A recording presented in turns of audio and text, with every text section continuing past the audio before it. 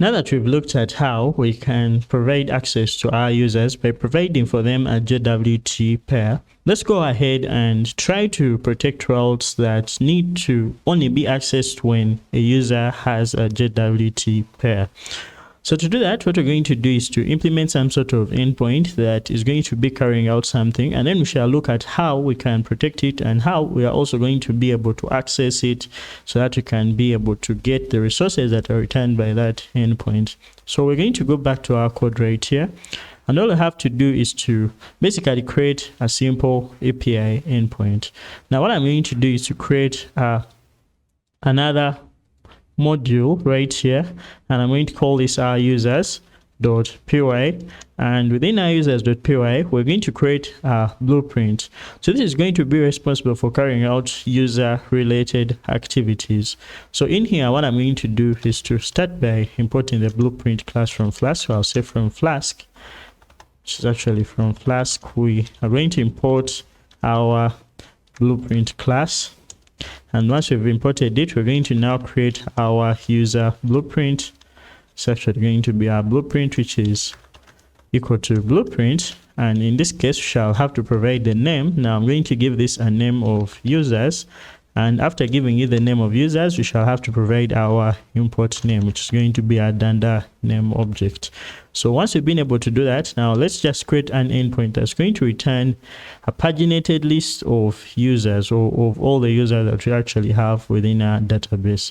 So to do that, what I'm going to do is to come right here, and all I have to do is to use our users blueprint to basically define an HTTP method. So this is going to be our get method, and what I'll do here is to basically go ahead and provide our URL rule. So in this case, we are going to say that this is going to be users. So let's actually just say all, and this will basically return all users. So I'll define this handler function as get all users, and this is simply going to return a paginated list of users.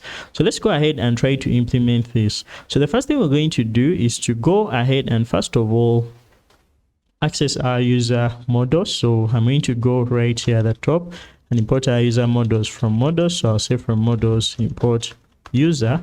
And once I've been able to do that, we're going to now query for our users. So for us to return a paginated list of users, we shall have to make use of the SQL Alchemy ORM to do that.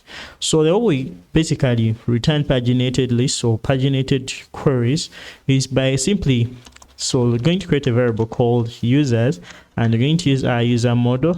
So we're going to say user.query. I'm just using the legacy query API. So in this case, what we can do is to say user.query, and then we can call the paginate method. And in the paginate method, we require two things. We require the page.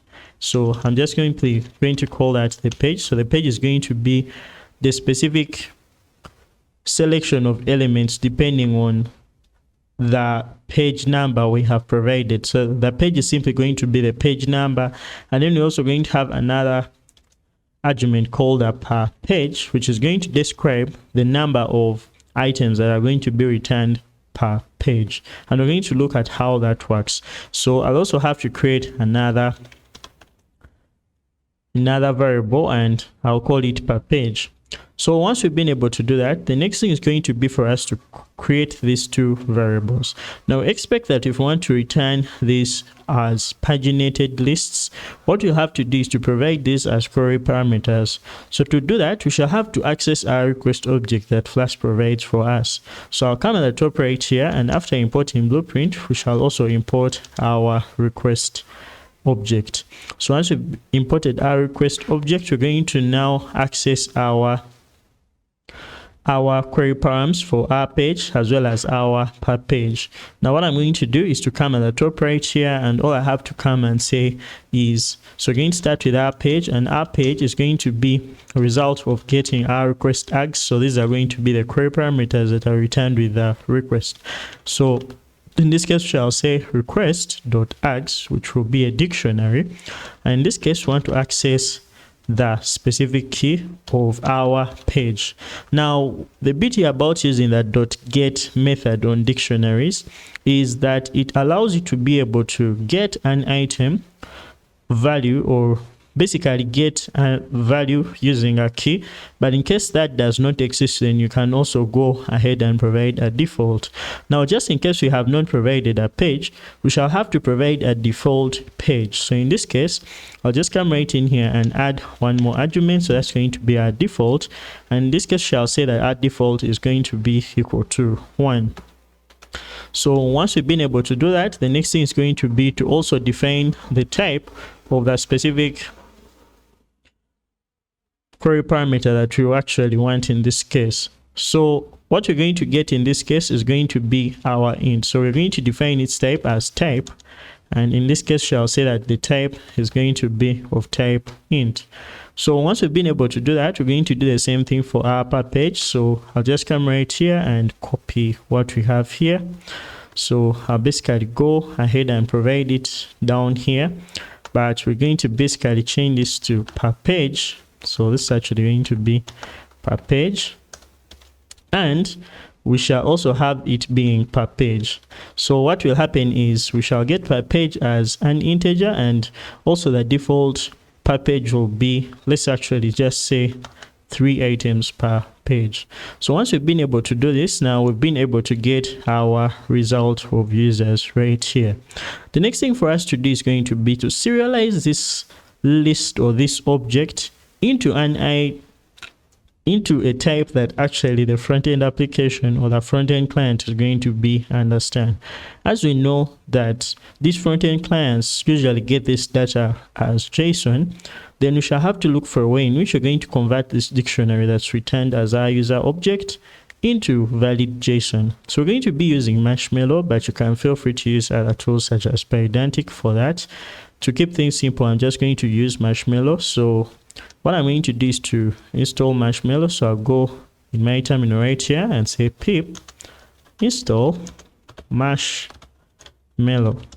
and this is going to go ahead and collect Marshmallow and install it within our virtual environment. I'll also go ahead and freeze that to our requirements.txt so that we actually update it. So once that is done, I'm going to basically go back right here. I'm going to create a new file, and this new file is going to be our schemas.py. So schemas.py is simply where we're going to write our Marshmallow schemas that are going to be responsible for serializing objects and returning them in formats that are understandable by JavaScript clients. But this can also be the other way around. We can be actually validating data that's coming from the request. So to start, what we're going to do is to import some things from Marshmallow. So we shall say from Marshmallow, we are going to import our fields, and we shall also import the schema class, as this is going to allow us to create a schema. So what we shall do is to come right here and create the class. So we are going to call this our user schema class, and this will inherit from our schema class.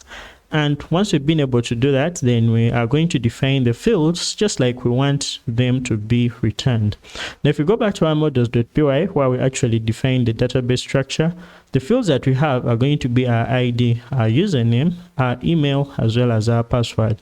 Now, what I can do is to copy them right here, and all I have to do is to come within our schemas and provide those fields. But for now, they're not actually going to be SQL Alchemy object, so I'll have to get rid of this. So I'll start with the ID, and this is going to be a string field. So just going to come right here and say fields.string. You've got quite a lot of things right here that you can also add just to add some validation onto the ID. I'm going to keep it simple for now. Another thing we have is the username. So I'll basically do the same thing here. I will change these from db columns to fields.string, and basically since they are of type string, and then I'll remove the password because we do not want to return the password hash as it is from the database. So now that we have our schema, let's use this schema to return our list of users.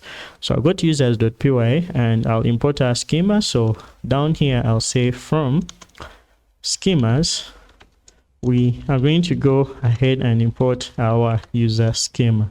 And once we've imported our user schema, we're going to go down here, and what we shall do is to basically create our variable called result. Now this will be our paginated list of users, what we're actually going to return in our API. So we shall just come right here and say that our result is going to be a result of creating a user schema object, and then calling that .dump method.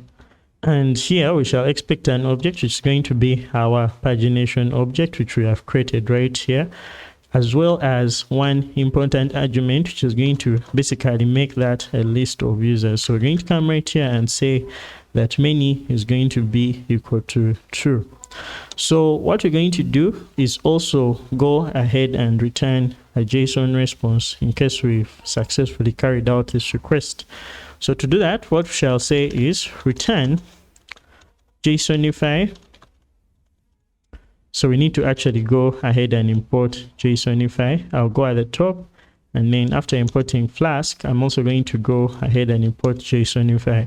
So I'll come down here, and all I have to do is to provide what we want to return as our JSON response. So this is going to have our users. So I'll just come right here and say our users are going to be the result. And then we can provide some other things such as, let's say, the previous page and the other pages, or let's say the next page.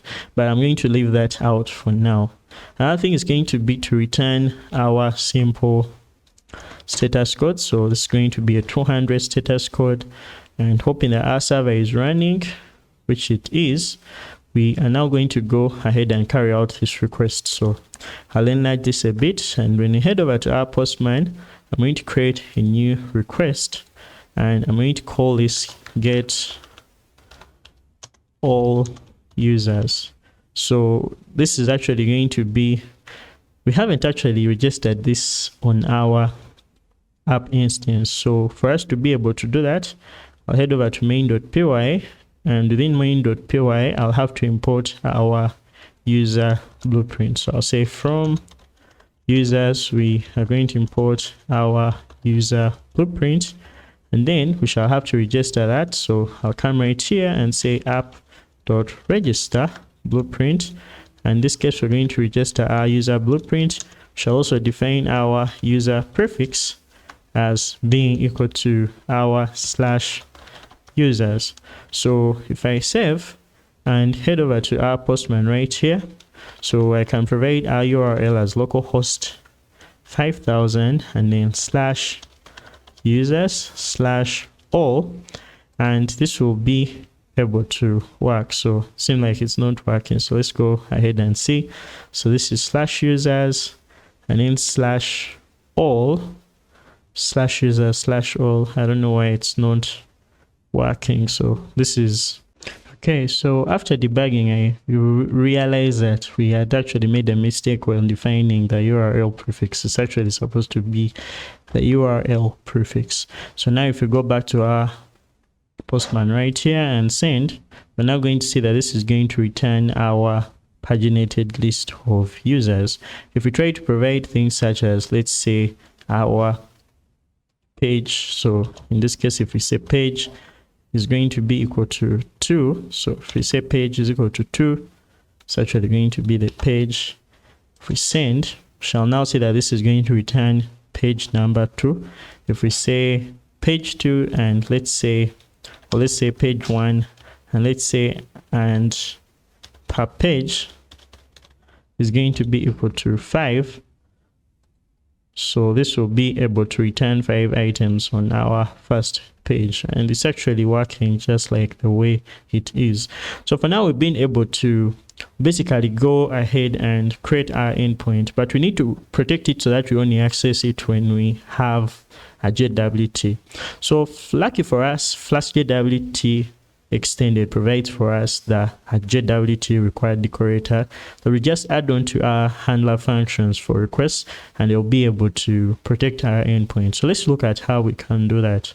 So if I head over to our VS Code, I'm going to go back to our users.py, and I have to first import the JWT required decorator. So to do that, what I'll do is to go at the top right here and say from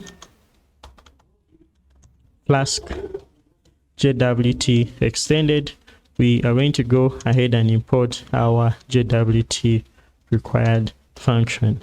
So once we've imported that, we now just have to come and decorate that specific handler that we want to only access when we have a valid JWT. So in this case, we shall just come right here and say at JWT required, and then basically go ahead and call that specific decorator, and this will be able to protect our endpoint. So if we go back to our Postman right here and resend, shall now see an error of unauthorized, so we are not authorized to access this endpoint. We only have to access it when we have a JWT provided. So if we go ahead and provide a JWT, I'll head over to where we create our JWT pair. We try to log in once again. We shall access an access token. Now this is what we shall need to get access to the endpoint. So I'm going to go ahead and copy it. And after copying it, I'm going to go where I would get all the users, head over to the authorization header. We can actually do authorization right here. So you can basically provide your authorization type here. You can say JWT bearer token. So you can say that we are using bearer, and then you can provide the token right here. So when you place the token right here and resend, we shall now see that we can be able to access our paginated list of objects. You can also be able to set that up in your headers. So the way you do that is by basically coming where you have your headers. You can set up your authorization. So the key is going to be the authorization, and the value of that will be bearer, and then the token that you want to use to access the endpoint. So if we send, you're now going to be able to access that specific endpoint. So for now, we've been able to protect our route so that we only access it when we have a valid JWT.